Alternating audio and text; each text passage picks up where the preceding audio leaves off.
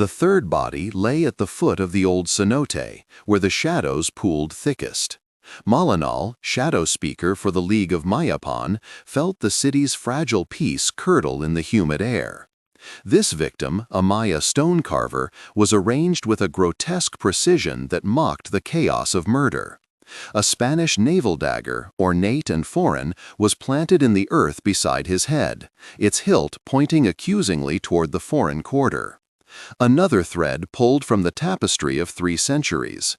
Another step closer to the war the hardliners on both sides secretly craved. Malinal's desire was a cool, steady flame. Preserve the peace.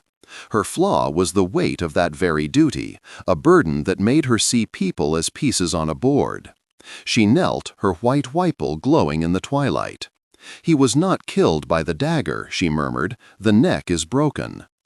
"A strong man, then," growled Captain Eck, his jade lip plug a symbol of his station in the Batab Guard.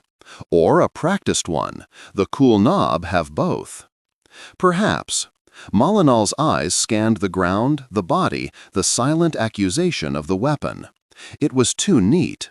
War required a catalyst, not a mystery. Fetch the Spanish surgeon, and find Ixchel, the engineer. Alonso de Vitoria arrived smelling of vinegar and desperation, a man clinging to a life raft in a sea of unfamiliarity. Stranded, surviving on skill alone, he examined the corpse with a healer's dispassionate hands. "The third cervical vertebra is shattered. This is specific, the work of someone who knows how a body is put together and how to take it apart." He looked up, his European eyes haunted.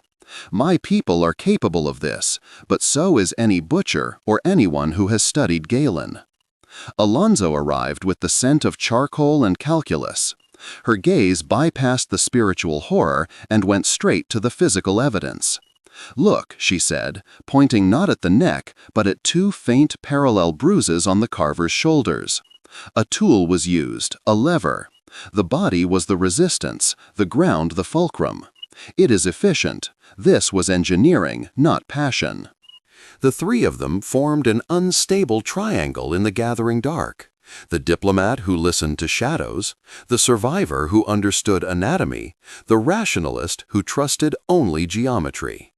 The killer, Malinal realized, was attacking not just people, but perception itself. Their investigation became a tense dance through a city of 2 faces.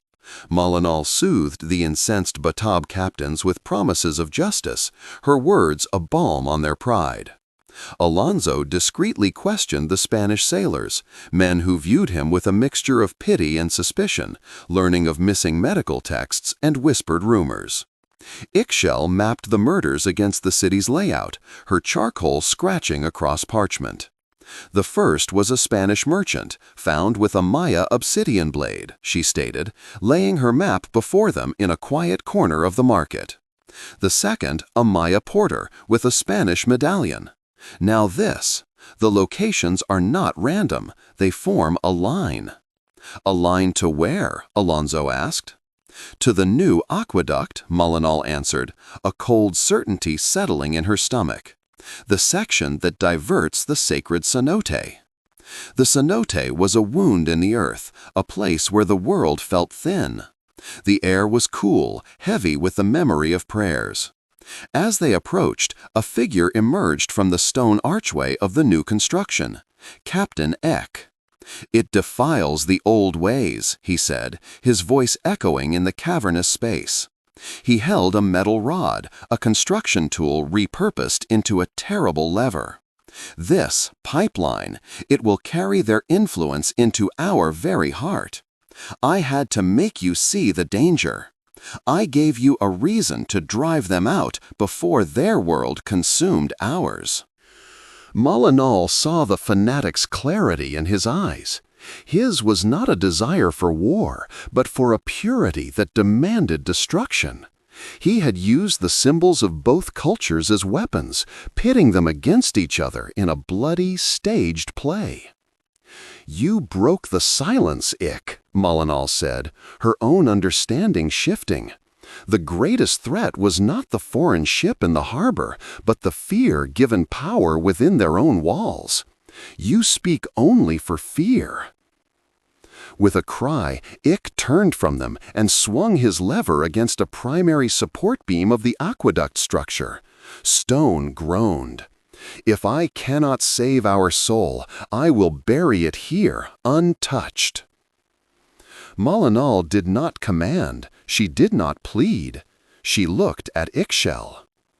The secondary support, Ixchel said, her voice calm as a solved equation. The one you called an unnecessary redundancy.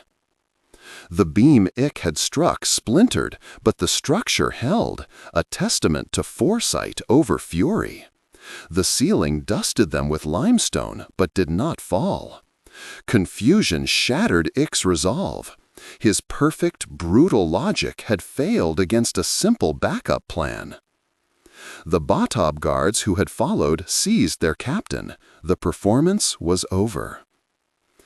It did not come to war, Alonso said, the words a quiet exhale of relief. The design held, Ixchel affirmed, her mind already on the next calculation. Malinal looked from the dark sea to the glowing city. The piece had been tested, and it had held because of a surgeon's knowledge, an engineer's logic, and a diplomat's willingness to see the truth in the shadows. It was a stronger silence now, one they had chosen to keep.